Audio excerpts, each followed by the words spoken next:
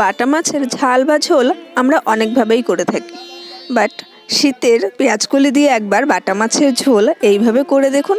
আশা করি এর টেস্ট আপনার মুখে লেগে থাকবে। নমস্কার বন্ধুরা, আমি কল্যাণী আর আপনারা দেখছেন কল্যাণী রান্নাঘর।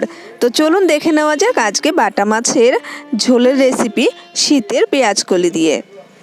আমি এখানে 6 পিস বাটা মাছ নিয়ে নিয়েছি, ওজনে 300 গ্রাম। এটাকে লবণ হলুদ দিয়ে ম্যারিনেট করে নিতে হবে, তাই পরিমাণ মতো লবণ আর সামান্য পরিমাণ হলুদ দিয়ে নিয়েছি।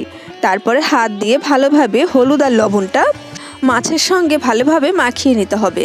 তবে ম্যারিনেট করে রাখার কোনো প্রয়োজন নেই, সঙ্গে সঙ্গেই ফ্রাই করে নেব। আর এই কারণে ওভেনে কড়াই বসিয়ে দিয়েছি। কড়াইটা খুব ভালোভাবে গরম হওয়ার পরে দিয়ে দিচ্ছি 3 টেবিল স্পুন সর্ষের তেল। তেলটা গরম হওয়ার পরে খুন্তি দিয়ে কড়াইয়ে চারিদিকে একটু লাগিয়ে দেব, এতে করে মাছটা কড়াইতে লেগে যাবে না। তেলটা কড়াইয়ে চারিদিকে ভালোভাবে লাগানো হয়ে গেলে দিয়ে দিচ্ছি মাছ। আমি এই 6টা মাছ দুবারে ভেজে নেব, অর্থাৎ 3 পিস করে মাছ ভেজে নেব। একবারে সমস্ত মাছ ভাজতে গেলে মাছটা ভেঙে যেতে পারে। মাছ ভাজা হতে থাক, তার মধ্যে একটা মশলা করে নিতে হবে।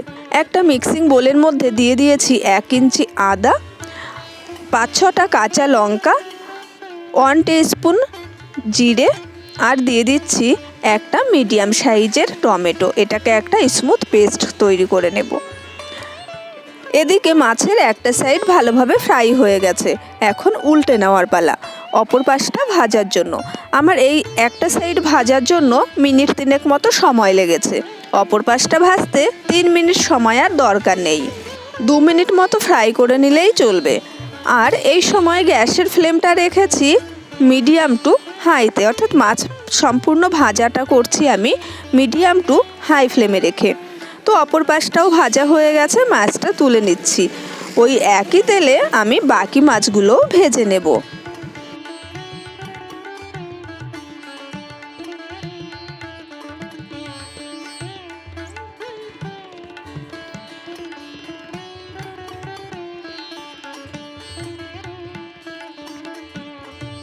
মাছ ভাজার পরে কড়াইতে যে তেল আছে সেই তেলেই আমি আলু ভেজে নিচ্ছি।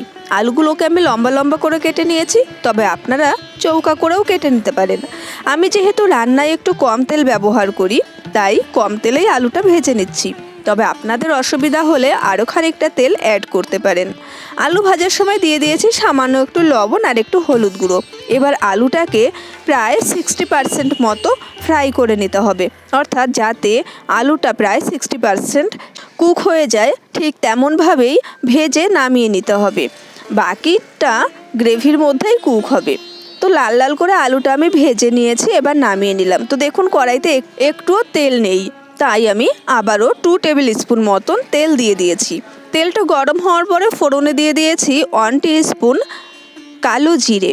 জিরেটা একটু ফুটতে শুরু করলে দিয়ে দিচ্ছি বেটে রাখা মশলাটা। মশলাটা দেওয়ার সময় গ্যাসের ফ্লেমটা লো করে রাখবেন, তা না হলে প্রচুর পরিমাণে তেল ছিটতে পারে।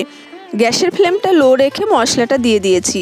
এই সময়ে মিনিট 2 একটু নাড়াচাড়া করে নেব, মশলাটা থেকে সামান্য একটু তেল ছাড়া পর্যন্ত, অর্থাৎ মশলার কাঁচা গন্ধটা চলে যাওয়া পর্যন্ত। তারপরে অ্যাড করে দিচ্ছি 1/2 টিস্পুন লবণ আর 1/2 টিস্পুন হলুদ গুঁড়ো। যেহেতু আলু ভাজার সময় বা মাছ ভাজার সময় লবণ ব্যবহার করেছি, তাই এটা মাথায় রেখেই লবণের ব্যবহারটা করতে হবে।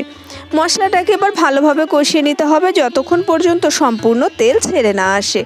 তো মিনিট 2-3 মশলাটাকে কষিয়ে নেওয়ার পরে দেখুন তেল একদম ছেড়ে দিয়েছে। এই সময় অ্যাড করে দিচ্ছি কেটে রাখা পেঁয়াজকলি। পেঁয়াজকলিগুলো আমি এখানে মিডিয়াম সাইজের কেটে নিয়েছি।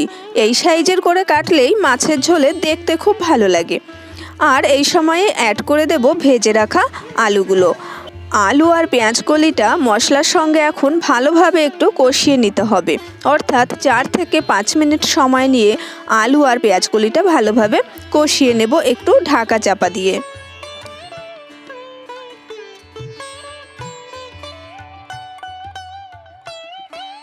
মিনিট 4 বাদে ঢাকা চাপাটা খুলে নিয়েছি।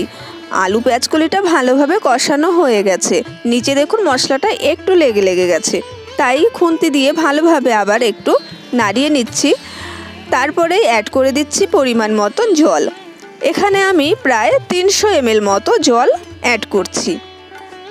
তবে আপনারা যেমন গ্রেভি রাখতে চান ঠিক সেই পরিমাণেই জলটা দিয়ে দেবেন। জলটা দেওয়ার পরে ঢাকা চাপা দিয়ে 5 মিনিট মতো রান্না হতে দেব মিডিয়াম ফ্লেমে। মিনিট 5 বাদে ঢাকা চাপা খুলে নিয়েছি। এখন ভেজে রাখা মাছগুলো দিয়ে দিতে হবে।